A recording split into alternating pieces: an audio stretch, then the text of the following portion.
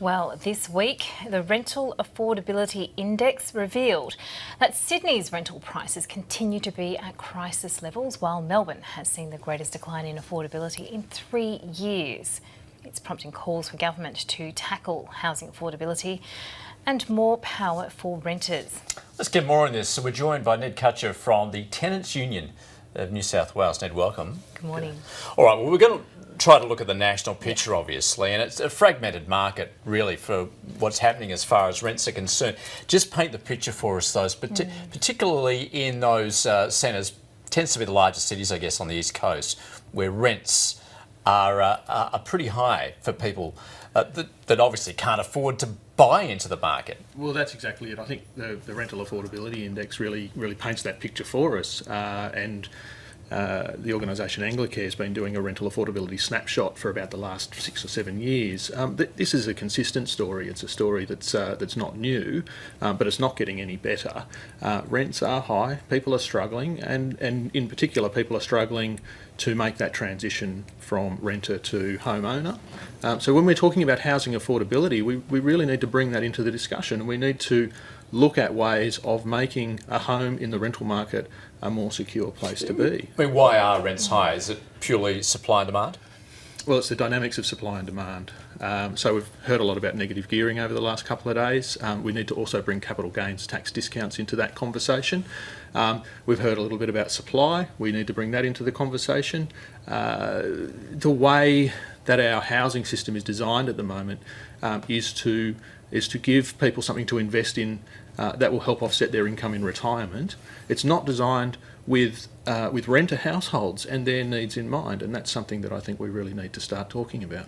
So we're talking about renting as being a growing reality for more and more Australians, and also for more extended periods of time. I mean, we look at an example such as in Europe, where it's not uncommon for it to, in fact, be a lifelong reality for people there. That's something that we're coming to grips with, obviously, in Australia. But what does it mean in Australia to be a renter over an extended period of time, given the way the dynamic has always been geared towards home ownership? Fundamentally, it means you don't know where you're going to be next year. You're living in with a sense of precarity, if you like.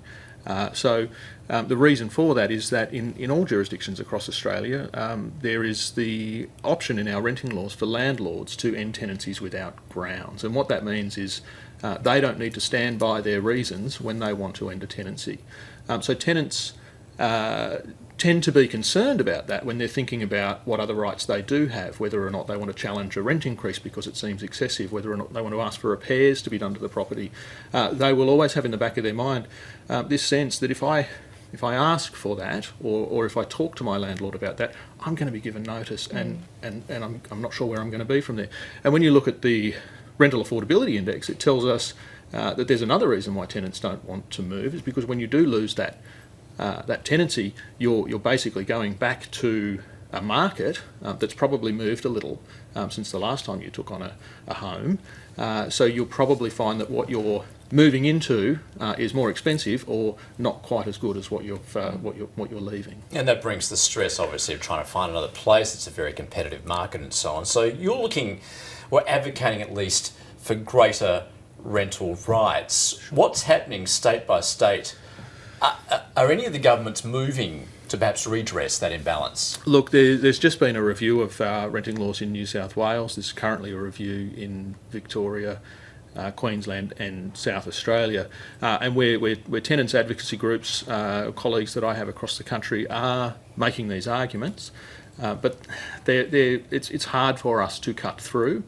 Because when we have these conversations about housing affordability, the conversation tends to focus on the home buyer versus the investor, without taking account of the fact that the home buyer is the tenant of the investor, and there's this whole other kind of dynamic going on in this space that we're not really addressing.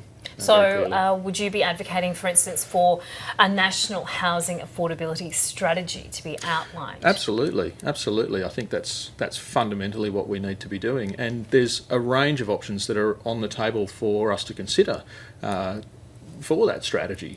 Tax incentives that encourage a particular type of investment, or perhaps we could put it as a particular type of demand that's operating in a market where there is constrained supply. Those sorts of things, we really need to be looking at. We need to be strategising around how we're going to shift the dynamic that exists within the housing system in Australia, across its fragmented markets, but those dynamics of the kind of supply and the kind of demand that we need to allow us to have a system that provides secure homes for people regardless of whether you rent or you own, and taking into account the ageing population and the needs of older Australians who are more and more going to find themselves in a situation where they don't actually own their homes outright and are not going to be able to rely on that for their retirement well-being. So then, what's your advice to someone who is renting or about to enter into a rental agreement, given the current constraints? How do they maximise their rights? Look, I think the basic advice I could give is to know what your rights are, find out where the information about tenants' rights will be. Your local tenants union or tenants advice service will have a website with information on it. There'll be phone numbers that you can ring if you find yourself in a sticky situation. You need to understand what you can and can't do about that.